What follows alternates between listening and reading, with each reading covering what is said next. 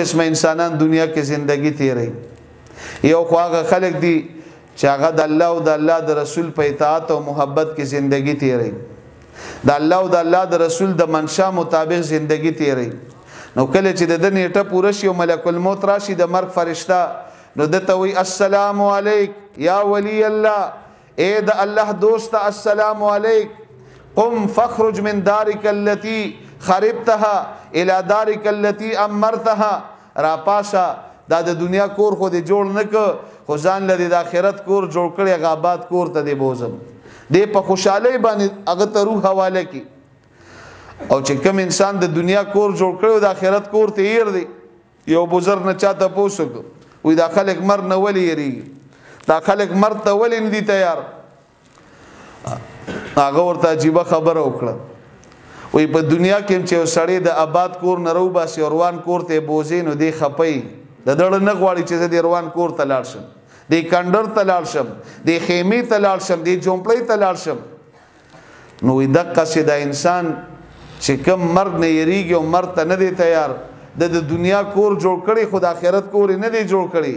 د ځکه مرګ ته نه دی تیار. او کم انسان چې د آخرت کور جوړ کړي دي نو هغه مرګ ته تیار دی، دا یقین دی چې مرګ به خامخا راځي. نو چې کوم انسان د آخرت کور نه دی جوړ کړي، الله ته هیر دی، د الله رسول ته هیر دی، دین ته هیر دی، مقصد ته هیر دی، او د غفلت په خوب بوده دی، او د نفس او شیطان او د خواهشاتو په اتباع کې زندگی تیری. دله چې ملک الموت راشي نو ورته وی یا عدو الله، اے د الله دشمنه، قم فخرج من دارک التي امرتها الى دارک التي خربتها. را پاسه د دنیا دا کور خو دې جوړ کړی دی،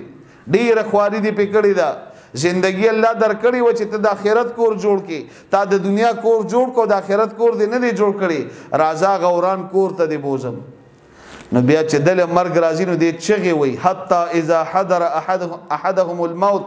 قال اني تبت الان. د مرګ راتلو سره دې چغي وي یا الله توبه، یا الله توبه، یا الله توبه. قال رب ارجعون لعلی اعمل صالحا فيما تركت كلا. الله دی دنیا ته می واپس ولېګا،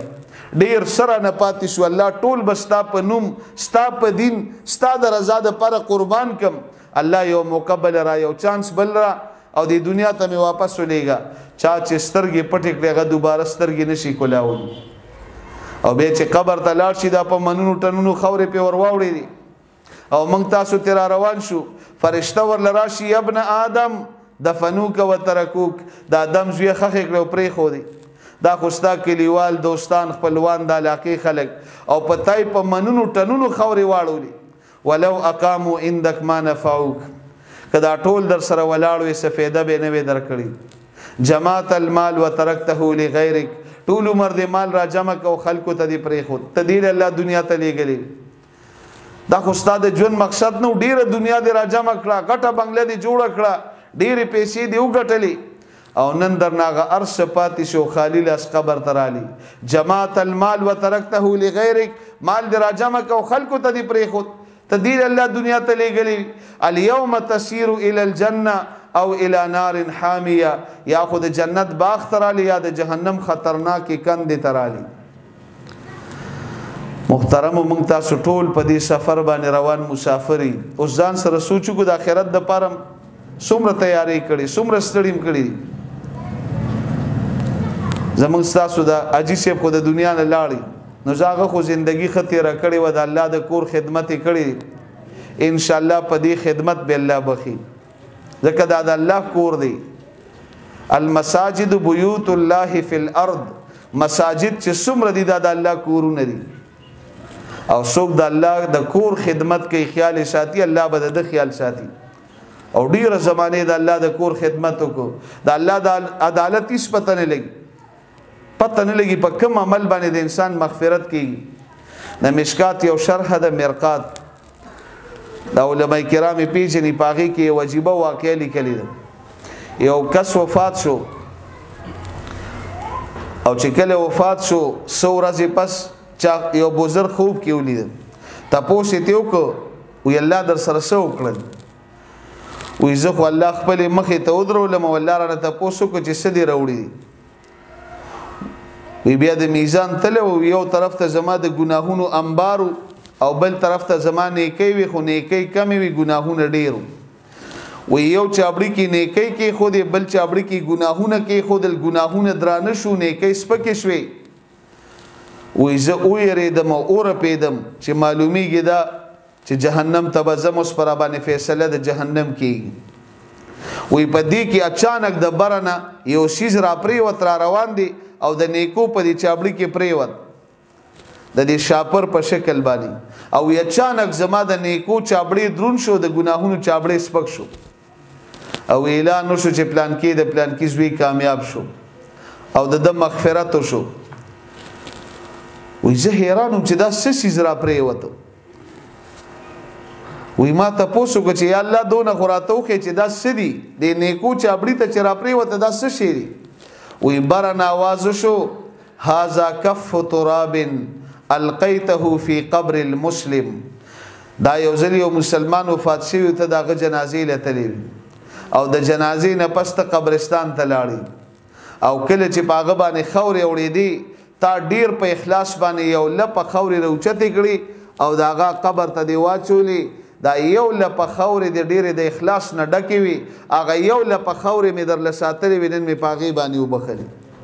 دا الله د عدالت څخه پته لګي چې کوم عمل د انسان خوښ شي د الله په د بندا بخنه وکي شری شیختی رحمه الله ډیر لوی بزرګ تیر شوی دی چې کله وفات شو نو چاله خوب کړه لغه ته پوسو کوي څه چل در سره شو کم خوالاړي مغفرت ته شو جنت تلاړي کنه بل طرف تلاړي نو دا ورته ویل چې عجیب کار شو د الله په عدالت کې پیښ شوم او حساب کتاب را سره وشو او بیا زمانه کې کمی وی ګناهونه مډیر شو دا خو الله ته پته لګي وی بیا الله په کفر باندې زه خو ډیر ویریدم چې زمانه کې کمی شو ګناهونه مډیر شو اوس په مغفرت څنګه کی اسینه اوس را باندې आवाज د جهنم وشي وی په دې کې د برنه आवाज وشو چې سری شختی نن دې په یو عمل باندې بخم تا یو عمل ډیر په اخلاص سره کړیو امام احمد ابن حنبل رحمت الله علیه په زمانہ کې دې تیر شوی تا د زمانه یو ډیر لوی عالم او سلور امامان تیر شوی امام ابو حنیفه رحمت الله علیه امام شافعی رحمت الله علیه امام مالک رحمت الله علیه امام احمد ابن حنبل رحمت الله علیه او دا ټول امامان زمونږ د امام صاحب شاګردان دي د امام احمد ابن حنبل رحمت الله علیه په زمانہ کې تیر شوی یو ځل امام احمد ابن حنبل رحمت الله علیه په نهر باندې ناشته چاردام کوي دا سری شیختی رحمه الله لاړې دم چاردام کو نو هغه خطه ناشته دی برکې ناس او چې چاردام ته کینا سوي قتل چې دا خو امام احمد ابن حنبل رحمت الله علیه نو فورن پاسې دو او لکه سوچو کو چې د پسینه کې قران دی د پسینه کې د پیغمبر علی السلام احادیث دي دا دی وخت کې د فقه لوی امام دی د مذهب امام دی او کزه چاردام کوم زما استعمال شي وب په دبانی ورزي نو پاسید او داغه شاته د سراتاو شو داغه نخکته کینس او هغه ځکه چاردام وک نو الله پاک راتو فرمایل چې دا عمل د دون اخلاص سره کړی تا د عالم قدر کړی او داغه پسینه کې قران د قران قدر دی کړی دا قران زما کلام دی دا زما کتاب دی علی رضی الله عنه به فرمایل که سو غواړي چې ما سره د الله خبرو کی نو د قران شریف تلاوت دی کوي او که سو غواړي چې الله دې ما سره خبرو کی نو د قران تلاوت دی کوي او سو غواړي چې الله سره خبرو کوم نو منسک و المصلی یناجی ربه منسکون کې د الله د ذات سره خبرې کوي مناجات کوي نو تا چې د قدر وکړو د پسینه کې قران او د قران زما کلام دی د زما قدر وکړو او تا د قدر وکړه د پسینه کې د زما د پیغمبر علیه الصلاۃ والسلام احادیثو تا د احادیثو قدر وکړه د زما د پیغمبر قدر وکړه نو پدی عمل دینن بخم او زما د بخنه فیصله وشو د الله د عدالت هیڅ پته نه لګي چې په کوم عمل د انسان مغفرت کیږي حاجی صاحب د مسجد خدمت کړي دی الله دې دا عمل قبول کړي او الله دې دا د مغفرت ذریعہ وګرځي محترمونو منګم اخرت روان مسافر منګم د اخرت د پاره سوچ کو فکر وکاو ستړي وکاو ځکه چې اخرت روان مسافر مرګ بخامخا راځي او د مرګ هیڅ پته نه لګي د خپل اخرت کور ځان له جوړ کو په خپل اخرت ته مخ کو د خپل بچیم ځان د پاره د اخرت توخه جوړو خپل بچو باندې قران وایو د خپل بچو صحیح تربیت کو د خپل بچو کې حافظان عالمان پیدا کو